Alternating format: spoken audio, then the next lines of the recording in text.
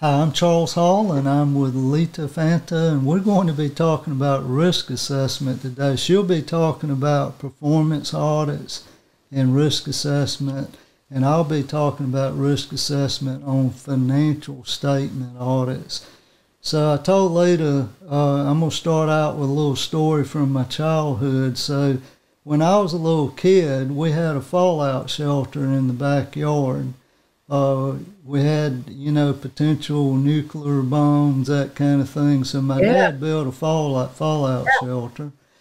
And bright me, I take a half a gallon of gasoline and put it in a milk jug.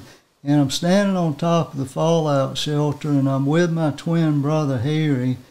And I strike a match, and I tell Harry I'm going to drop this match in this jug of gasoline to see what happens, because I needed some excitement in my life. And so sure enough, I dropped the match in the gasoline, and it just explodes. And when it did, I freaked out, and I took my arm and I hit the milk jug with the remaining gas in it, and it was like a Molotov cocktail. And I'm throwing fire, I'm kicking the jug through the backyard, set the whole backyard on fire. So I did not do risk assessment very well that day. So in a simple form, and of course the fire that came after my dad got home was worse than the one that had happened in the backyard. So today we're talking about risk assessment. So, Leita, tell us just simply what is risk assessment, and then I want you to get into how do you apply this idea of risk assessment in performance audits. And if you will, for the uninitiated like me, just tell me what a performance audit is before you do that. All right, sure. So a performance audit looks at or can answer questions that are not financial in nature only. So this story will probably ball everything all up into one piece.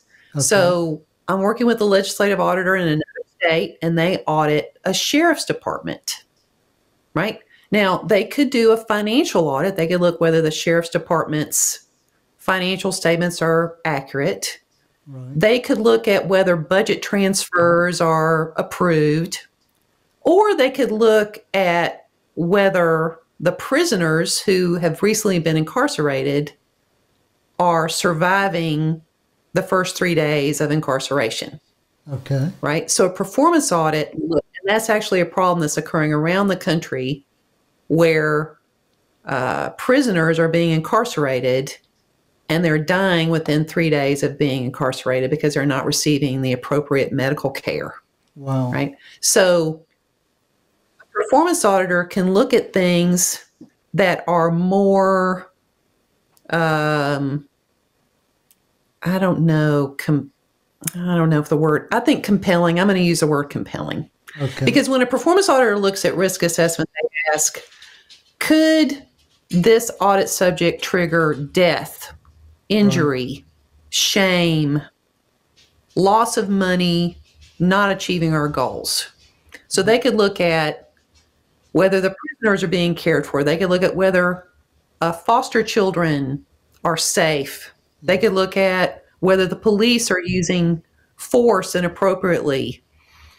But they use the same process and methodologies that you use on a financial audit. They just have a different subject matter and a different criteria. Okay. Because there's laws around what happens to foster children. There's laws around what happens to police use of force. And so the auditor doesn't use GAAP as their criteria. They use these laws as their criteria. Okay. But it's the same process. Because I used to be a financial auditor, and my skill set just transferred right into performance auditing. It's the same skill set. Okay. Yeah. Can you give us an example? Ask me something. If you just give us an example of using risk assessment in regard to one of these that you just listed. Sure. So we could take foster care for example, and what you might do, there's a lot of different ways to approach the subject. I actually am a CPA, and so I've got the same financial picture in my mind that you do of how to take the elements of the financial statements and the notes and divide the subject up and then decide where the risk is, what's the highest risk account, and where are we going to have a problem. So I can do that in my sleep. Right. But because of the training I had for so many years, but on a performance audit, you have to approach the subject matter and have a fresh take on how to divide it into little pieces so that you can run it through the inherent risk assessment part. Okay. So on the foster care system, that's a big subject matter, right? Lots of different parties involved. So first you have to map who's who. Then you have to understand the process, the basic process. Then you take those steps of the process and you take each step and you ask what could go wrong and so what in this step. So let's say the steps sound something like determine which child, and I'm kind of making this up because I haven't looked at foster care in a long time, but determine which child needs to be in custody. Okay. Step 2 would be work through the courts to take custody of the child. Step 3 is find a family who's appropriate for taking care of the child. Step 4, place the child. Step 5, go visit, make sure the child's okay. Okay. Step 6, provide resources, make sure the kid graduates from high school. Whatever those steps are, right? Okay. So you take each of those steps and you go, what could go wrong? So let's take that family bit, assigning it to a family. What could go wrong is a family's not appropriate. The family's criminal, they're abusive. Right? So you ask, okay, so what are the controls that make sure, just like you do on a financial audit, what are the controls that make sure the family's appropriate? Well, we do a background check. I see. Is what they're supposed to do. Yeah. And then you audit to see if the background check is actually happening. So you take, what risk assessment does is it takes all the possible places you could go as an auditor and it hones in on what's important, the most significant parts, because you can't, as an auditor, you cannot look at everything. You just don't have the resources or the time. Yeah. And so what risk assessment does on a financial audit and on a performance audit is it just helps you focus on what do you mean they're not getting background checks? Right. Like that. And then you write a finding. Okay. So test to support it. So it's. What does a performance report look like? Once you do the risk assessment, you go through, do the steps. What does a performance report look like, and who do you give that to? Yeah. So if you're working for the state, I used to work for the state legislative auditor of Texas, you give it to the legislature. Okay. And it could have a little bit of background on like what is the foster care system, but then it's going to have findings for you guys that are familiar with the single audit. You have the findings. Okay. We're using the 5 elements. And it's the same 5 elements that you use on a performance audit. And it could be super short. Yeah. Or if you're working with a performance audit team that likes to tell a little bit more of a story and add a few more details, it could be a little bit longer.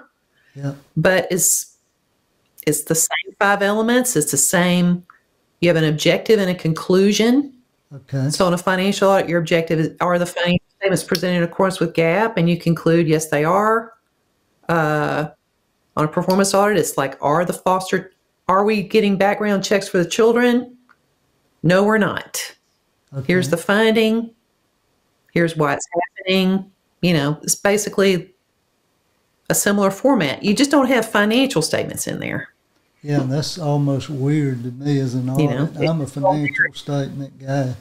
So after you do a performance audit in the first year, I guess, would you do it a subsequent year and see that these things got corrected? You do not have to, under Yellow Book Yep. standards, have to follow up. Okay. Now, under IIA standards, Institute of Internal Audit standards, which a lot of performance auditors follow those standards in tandem with the Yellow Book, yes, you do have to follow up. I see. But really, it's the responsibility of management to do something about it, or the legislature, Okay. city council, the county commissioners, the school board. It's really their gig to make sure the foster kids are fine. Okay. Are you seeing Yeah. more and more CPAs do performance audits? I mean, I myself, I've never done a performance audit, but it sounds like an evolving area. Yes? Well, I don't think it is common for CPAs to do it. Yep. I do think it is common for internal auditors and government entities, for regulators, for inspector general functions at the federal level. It is what they do. They don't do financial audits. They do this kind of work. So most of this So is being the two done don't by, cross. I see. Yep. So it sounds like this is mainly done by people within the government. Yes. Yes. Okay. Yes. Okay. But I guess you could go outside the government. Just sounds like it's more done by people inside the government. Okay. Well, I also work with corporate internal auditors, and corporate internal auditors call them operational audits, but it's the same thing. Okay. Like, so what does Walmart want to know? I worked with Walmart for many years. Walmart wants to know that the food it sells is safe and doesn't make people sick. I see. That's not a financial audit. Right. That's a performance audit. That's a operational audit. So internal auditors do that kind of work as well. That's really interesting. It sounds like you could do this on almost anything. You could, as long as you've got some criteria to go off of, like a law or regulation, a policy, a standard, something that you could evaluate your subject matter against, you're golden. Okay. You can do it on any subject matter you want. Sounds good. Any last thoughts about performance audits? We're going to shift gears here in a minute and talk about financial risk assessment and the financial statement audits. Any other comments about performance audits? No, I think I've said enough. Why don't you take the round, the for a minute? Yeah. Let's shift gears and we'll talk a little about financial statement, risk assessment. And Leita and I, we were talking earlier, we're both kind of geeky people, so we get into this kind of stuff for some strange reason. But I love risk assessment. Yeah. Now, on the financial statement side, what are we looking for? Well, we want to know whether or not there's any material misstatements in the financial statements. And that could be in the numbers or it could be in the disclosures. So we determine what materiality is, and quite often that's in relation to a number. So your materiality might be, say, $200,000. So we're looking for error or intentional misstatements greater than the 200,000. So doing risk assessment, rather than walking out and dropping a match in the gallon of gasoline, I'm going to step back and I'm going to look at the financials and I'll ask myself, where might material misstatement occur? And there's certain places where when you do governmental audits, as long as Leita and I have, there are certain places where misstatement might occur. One of those places that I've seen throughout my career is in accounts payable. So often accounts payable is understated. So the risk is that accounts payable would be understated, and because of that risk of understatement, I'm going to plan a response. So in the performance audits, Leita was talking about, certain responses to the risk. You're doing the same thing on the financial statement side. On accounts payable, well, now I'm going to do a search for unrecorded liabilities to make sure that that misstatement is not present. So, we've got SAS 145, which the AICPA has issued, and let me ask you the question, when is this effective? Well, it's effective now. So December 31, 2023 audits, you're in the soup. You need to be applying SAS 145, which is a new risk assessment standard. And it has some new definitions, and you want to look at those definitions in relation to relevant assertions, significant risk, significant classes, and look at the standard. If you look at SAS 145, there's actually a definition section in the front side. Look at those definitions. If you need more information, you can go check out my article on cpahalltalk. That's cpahalltalk.com, and just do a search for 145. That article will give you a lot more information about this. So if you want to know more about risk assessment, you can contact Leita or me. We'd be glad to try to help you.